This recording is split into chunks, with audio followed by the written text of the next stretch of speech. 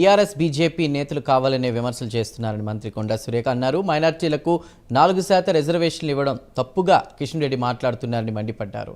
ఎవరూ కూడా తెలంగాణ అభివృద్ధికి సహకరించడం లేదని కొండా సురేఖ ఆగ్రహం వ్యక్తం చేశారు.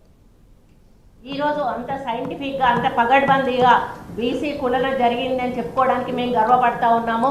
మరి ఈరోజు వాళ్ళు మైనార్టీలను వ్యతిరేకిస్తూ మైనార్టీలకు 4% రిజర్వేషన్ ఇవ్వద్దు అని చెప్పి అక్కడికి పోయి కోర్టుకు పోయి వాళ్ళు కేసేసి అడ్డుకున్న వాళ్ళు ఈరోజు మైనార్టీ రిజర్వేషన్ల గురించి మాట్లాడడం చాలా హాస్యాస్పదంగా ఉంది.